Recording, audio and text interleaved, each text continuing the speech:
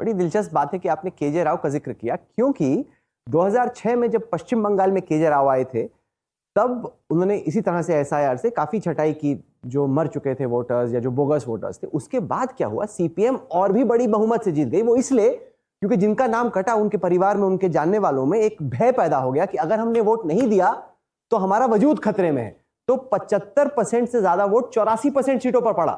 मतलब कि अभी भी हम देख रहे हैं प्रत्याशित वोटिंग हुई है, तब तो काउंटर मोबिलाइजेशन हो गए थे। तो सीपीएम को फायदा हो गया। तो कहीं ऐसा तो नहीं कि एसआईआर से तृणमूल को ही फायदा मिल जाए? देखिए, अगर बेचैनी उनके अंदर 92 लाख वोट कटने से, हमारे अंदर तो कोई बेचैनी नहीं है। अगर बेचैनी उनके अंदर है तो आप समझ सकते हैं कि तकलीफ में कौन है। नहीं, वो बेचैनी की मैं एक हीट मैप देख रहा था पश्चिम बंगाल का, जहां जहां 11.6% से ज्यादा वोट कटा है एवरेज से ऊपर, वो ज्यादा वो डिस्ट्रिक्ट हैं जो कि बंगाल के बॉर्डर से छटे हुए हैं, जो कि बांग्लादेश के साथ साथ है। यानी कि लाजमी तौर पे उन इलाकों में जहां तृणमूल जीता करती थी या जहां उनके वोटर्स थे, उनका आरोप है कि वहां पे ईसी ने ज्यादा एक्शन लिया। अब आप खुद कह रहे हैं कि बॉर्डर के इलाके हैं, और आप खुद कह रहे हैं कि वो बांग्लादेश से, अगर वहां पर इलेक्शन कमीशन ने कड़े निर्णय लिए और वो निर्णय डीएम और एसडीओ के प्रस्ताव के आधार पर होते हैं। ये जो ममता दीदी लगातार खेल खेलती है इलेक्शन कमीशन क्या है? वो एक ऐसी बॉडी है जो राज्य के प्रशासन के इर्द गिर्द काम करती है। ये 92 लाख का प्रस्ताव दिल्ली से नहीं आया है, ये कलकत्ता से दिल्ली गया है। ये बात को समझना। डीएम एसडीओ क्या है?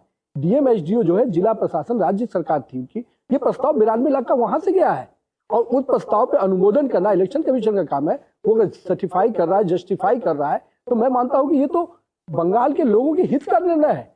क्या हम बांग्लादेशियों को वोट देने का अधिकार दे देंगे क्या? बांग्लादेशियों को तो कतई वोट नहीं करने को मिलना चाहिए, लेकिन स्पेशल इंटेंसिव रिवीजन के चक्कर में जो लॉजिकल डिस्क्रिपेंसी का मामला, उसमें कई ऐसे लोग हैं, जैसे अमर्त्य सेन खुद फंस गए थे। वो इतने बड़े नोबेल शास्त्री हैं, उन्हीं का लटक गया था वोट। आप एक बात समझिए, इलेक्शन कमीशन पूरे प्रोसेस में समय देता है। हमारे बिहार में भी हुआ, लोगों ने कितने बड़े बड़े आरोप लगाए, यात्राएं निकाल दी वोट की चोरी की। 30 सितंबर को हम लोग को मालूम था, जिस दिन वोटर लिस्ट का प्रकाशन होगा बिहार में, हमें मालूम था कोई कंप्लेन नहीं आए। खुद कांग्रेस के जो बीएलए होते हैं उन्होंने कंप्लेन नहीं फाइल किया, तो कहाँ की वोट की चोरी?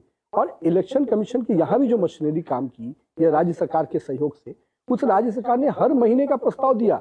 आज हम वोटर लिस्ट प्रकाशन कर रहे हैं, आपके दावा आपत्ति का 1 महीना, यहाँ 4 महीने से ऊपर चला प्रक्रिया। हमारे यहाँ तो 2 महीना चला था।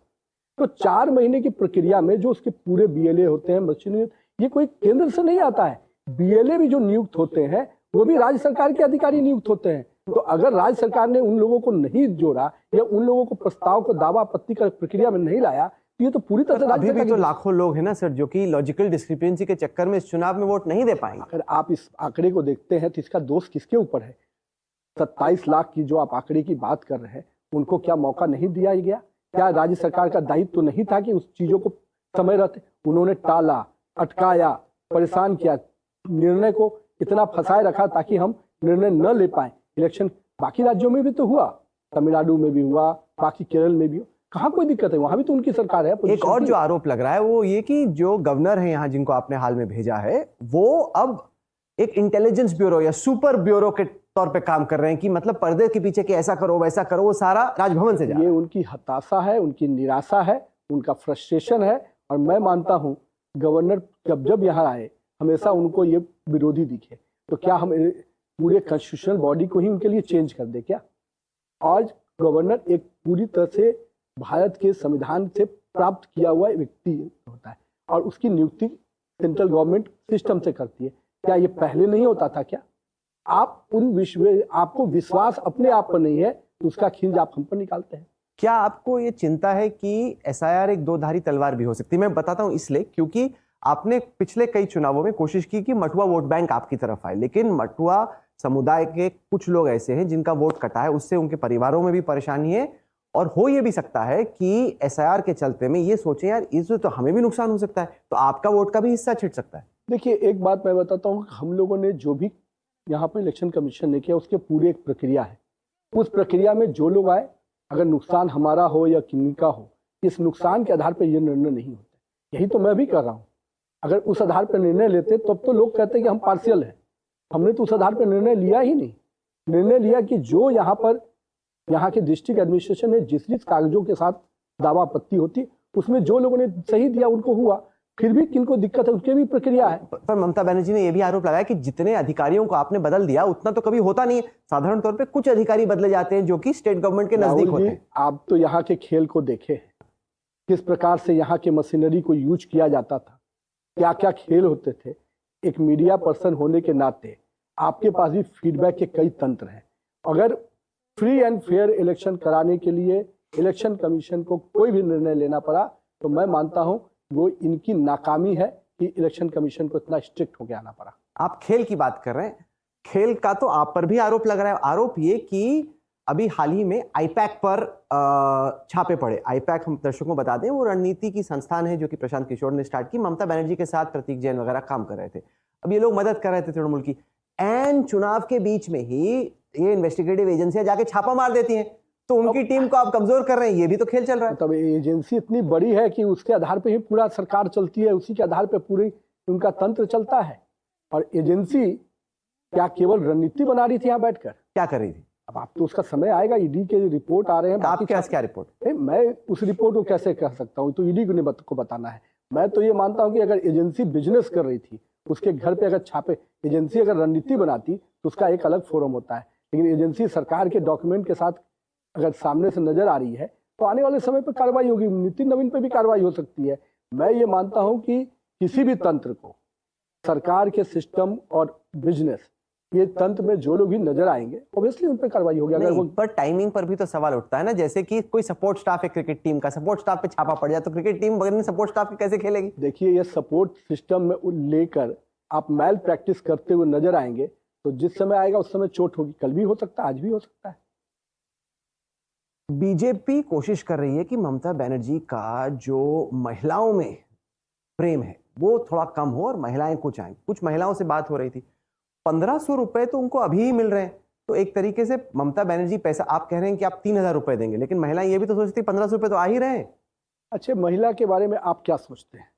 महिला किस चीज के लिए पहले वोट करती है? महिला को सुरक्षा, सम्मान, स्वाभिमान, उसके बाद सहयोग, ठीक है ना। महिलाएं सबसे अधिक अपने जीवन को प्रोटेक्टिव होकर आगे बढ़ती है। आज उसकी सुरक्षा के साथ खेल हो रहा है, उनके सम्मान के साथ खेल हो रहा है। महिलाएं शाम में 6 बजे के बाद बाहर न निकले, इसके लिए उनको यहाँ की सरकार और यहाँ के नेतृत्व उनको कहते हैं। स्वाभिमान, आज एक भी महिलाएं खुद के लिए कुछ कर ले वो स्थितियां नहीं बची। तो आज सुरक्षा, सम्मान और स्वाभिमान तो खत्म कर दिया। और मैं ये मानता हूं कि जिस सहयोग की बात आप कर रहे हैं उसका भी मालूम है ना, यहाँ की महिला ये भी करती हैं, एक रास्ते दीदी देती है और भतीजा के रास्ते मंगा लेती है। ये भी तो इसी राज्य की महिलाएं कर रही है। तो आपकी जो वसूली चलती है वो भी तो महिलाओं का दर्द है। और मैं तो कहता हूं कि जिस प्रकार से महिलाओं की हिस्सेदारी, स्वाभिमान, सुरक्षा और सम्मान के साथ जिस नाम पर यह सरकार आई, माँ माटी मानुष, आज माँ यहाँ पर प्रताड़ित हुई है, बहनें प्रताड़ित हुई हैं, तो निश्चित रूप से उनको सजा मिलेगी। वही एक राज्य का मुख्यमंत्री जो महिला होते हुए इस प्रकार से अगर व्यवहार किया है तो उसके लिए तो कोई नहीं। पर ये भी तृणमूल वाले कहते हैं कि आपने जैसे एक वाकया ले लिया, वो आरजी कार वाला, उसको इतना आपने बड़ा बना दिया। वो कहते हैं भाई ये रेप बहुत अनफॉर्चुनेट है, लेकिन रेप तो बिहार में जहां से आप आते हैं या फिर मध्य प्रदेश में, दिल्ली में, बाकी जगहों पे होता है। बीजेपी ने इतना बड़ा कैंपेन वो आरजी कार वाले को बना दिया कि आपने रेप को पॉलिटिसाइज कर दिया। नहीं राहुल जी, घटनाएं एक का विषय नहीं होता, घटनाएं देश के सभी राज्यों में होती। घटना के पीछे सरकार की मंशा क्या है?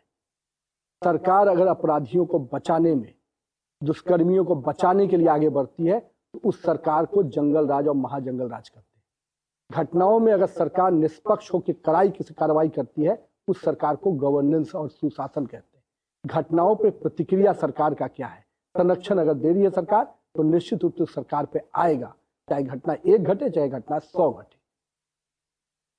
आप विमेंस रिजर्वेशन बिल पार्लियामेंट में लेके आए, ममता जी कहती हैं कि भाई इससे ज्यादा तो हम बिन रिजर्वेशन के विमेन को दे देते हैं। 40% प्रत्याशी हमारे होते हैं। अगर भाजपा इतना ही सीरियस है विमेन रिजर्वेशन को लेके तो 33% इसी चुनाव में दे देते आप। ये कोई कानून से आने में क्या डर था? कानून के दायरे में आने में क्या डर था? और जो हम बिल बना रहे हैं वो तो देश के सीटों को सुरक्षित करने के लिए, किसी के एहसान की जरूरत नहीं पड़ती महिलाओं को। आज महिलाओं को एहसान जो जता रही है उनका हक था। देश की आधी आबादी एहसान कैसे? वो तो अपने कोटे से दे रही हैं। एहसान क्यों जता रही है वो? आज दे रही है, कल नहीं देंगी तो उसकी क्या गारंटी लगी? आज महिलाएं उनके पास आवेदन लेके जाएंगी, भाई मेरा 40% पूरा कीजिए। कल अगर उनका हम हक दे देते तो आज तो उनको किसी के दरवाजे पे जाने की जरूरत नहीं। कांग्रेस और तृणमूल आपसे ये पूछ रहे हैं कि अगर आप इतने ही सीरियस थे, 2023 में जैसे कॉन्स्टिट्यूशनल अमेंडमेंट पास हुआ उसी तर्ज पे 543 में ले आते, ये अलग से डिलिमिटेशन करने की क्या जरूरत थी? अच्छा, डिलिमिटेशन किसका है? डिलिमिटेशन कानून कब बना? कोई हम बनाए हैं? सही बात है। तो उनको अपने ही बनाए हुए कानून पे भरोसा दोनों को क्यों? लिंक क्यों किया, ये आपसे सवाल। अरे भैया, डिलिमिटेशन का समय है। अगर हम डिलिमिटेशन करके आगे बढ़ना चाहते हैं, क्या अगर हम इस देश में 800 सीटों में से महिलाओं को अधिक अधिकार दे रहे हैं तो इसमें उनको दिक्कत क्या है? आप 543 के फिगर में बच्चे हैं और आप 800 के फिगर में क्यों नहीं जाना चाहते जिसमें अधिक महिलाएं का इन्वॉल्वमेंट होता? अधिक 54 करोड़ जब पॉपुलेशन थे उस समय ये स्थिति थी। आज देश की आबादी 150 करोड़ के करीब पहुंचने जा रही है। क्या आपको नहीं लगता कि डिलिमिटेशन और बाकी चीजें होनी चाहिए? इतना सिंपल नहीं है ना, क्योंकि आपने दो बेहद पेचीदी चीजों को जोड़ दिया। अगर आप विमेंस रिजर्वेशन करते, डिलिमिटेशन करते, दोनों अपने अपने रास्ते निकलते। आपने दोनों को जोड़ के मेरा सवाल ये कि क्या बीजेपी पहले से ही जानती थी कि बिल कभी पास नहीं होगा? आपने पेशी इस तरीके से किया कि ये गिर जाए। देखिए, हमारी मंशा स्पष्ट थी। हम देश की महिलाओं को समयबद्ध तरीके से उनका हिस्सेदारी और उनका हक दिलाना चाहते थे और 2026 में सेंसेक्स के फ्रीजिंग जो था उसके बाद ये करना था और हम लोगों ने समय पे किया। मैं तो उनसे पूछता हूं, उनके जो डाउट थे उन दोनों डाउट को हमारे नेताओं ने सदन के फ्लोर पे क्लियर किया और मैं ये पूछता हूं उनको ये सवाल का जवाब देना चाहिए कि डिलिमिटेशन से उनको किस बात का डर था? डिलिमिटेशन के कानून और फुल स्टॉप कॉमा में भी हम लोगों ने परिवर्तन। इनको डर नहीं था, वो तो दक्षिण के राज्यों को था ना। अरे तो कांग्रेस रेवंत रेड्डी हो, स्टैलिन हो, बाकी लोग तो आज तो दक्षिण के राज्यों का अधिकार बढ़ रहा था। 534 में तो 43 में उनके हक कम थे। अगर ये पास होता तो दक्षिण के अधिकार बढ़ रहे थे। आज आप प्रोपोर्शनेट में देखेंगे, परसेंटेज में देखेंगे तो इंक्रीज है। अब उनको उसको भी माननीय गृह मंत्री जी ने हाउस के फ्लोर पे कहा कि आप 1 घंटा का टाइम दीजिए, मैं उसको भी अमेंडमेंट करके आपके सामने लाता हूं। तो ये पूछा गया ना, पहले ही ले आते वो डाल के, आप पहले क्यों नहीं लाए बिल में लैंग्वेज चेंज करके? उसकी भी प्रक्रिया है, अब उसकी भी कई चीजें हैं। मैं ये कह रहा हूं कि मैं तो फ्लोर ऑफ द हाउस आपको कमिटमेंट कर रहा हूं ना, और उसको लाने को तैयार हूं। तो मेरी मंशा कहाँ है? मैं तो चैलेंज आपके स्वीकार करते हुए सामने से आ रहा हूं। लेकिन मैं ये कह रहा हूं, वो इस बात का जवाब क्यों नहीं दे पाए कि डिलिमिटेशन से उनको क्यों डर था? ये तो उनसे पूछूंगा जब मौका मिलेगा। आप तो बैठ गए, वो भी बैठे हैं आके। अच्छा, आप जो आपके दूसरे अध्यक्ष हैं कांग्रेस के, वो तो दोगुनी उम्र के हैं। आप और वो एक फ्रेम में आ जाए तो आपकी एज तो उनसे आधी है। देखिए, उम्र अलग चीज है। मैं मानता हूं भारतीय जनता पार्टी अपने स्ट्रक्चरल पॉलिटिक्स के लिए जानी जाती है और हमारे यहाँ पार्टी में स्ट्रक्चरल चीजें होती हैं और कहीं ना कहीं सबको मौका मिलता है और बहुत ही सिस्टमेटिक तरीके से हमारे यहाँ शिफ्ट ऑफ जनरेशन भी होता है। तो मैं मानता हूं कि ये जनरेशनल शिफ्ट, आपने बहुत अच्छी बात की अध्यक्ष जी। ये जनरेशन तो शिफ्ट हो रही थी, जैसे गडकरी जी की जनरेशन आई, ये जनरेशन तो शिफ्ट हो रही थी। आपको क्यों लगता है, आपको क्यों चूज किया गया? मतलब उनके पास 18 करोड़ लोग थे देश भर में और खासतौर से अलग अलग राज्यों में जो थे। आप जब खुद सोचते हैं तो बड़ा सवाल आपके जहन में आता होगा कि भाई मुझे को क्यों चूज किया गया? देखिए, हम अपने व्यक्तित्व के कारण किसी चीज को नहीं समझते हैं। मैं मानता हूं कि पार्टी के निर्णय हमारे कई बड़े नेता मिलकर लेते हैं और निर्णय की प्रक्रिया में सब लोग के मन में अगर एक मत बनता है तो ये मेरे लिए एक बहुत बड़ी जवाबदेही है जिसको मुझे क्या क्लिक किया? आप जब सोचते हैं, वो क्या सोचते हैं वो उनसे पूछूंगा। आप जब सोचते हैं कि आपने क्या ऐसा किया जो क्लिक कर गया कि अध्यक्ष आप बन गए? नहीं, मैं कोई अपने विषय पर कोई बहुत टिप्पणी करूं, ये विषय नहीं है। मैं ये मानता हूं कि पार्टी के अंदर वॉच टावर बहुत मजबूत है। आप अपने कमिटमेंट के साथ काम कीजिए, लो प्रोफाइल वर्किंग कीजिए और कहीं ना कहीं जो एजेंडा या जो होमवर्क दिया जाता है उसको पूरा करने का स्पष्ट माइंडसेट रखिए।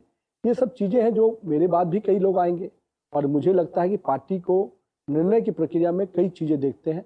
मैं मानता हूं कि मुझे जो अपने अंदर लगा कि मुझे जिस लाइन से मैं काम कर रहा हूं इसको कंटिन्यू करूं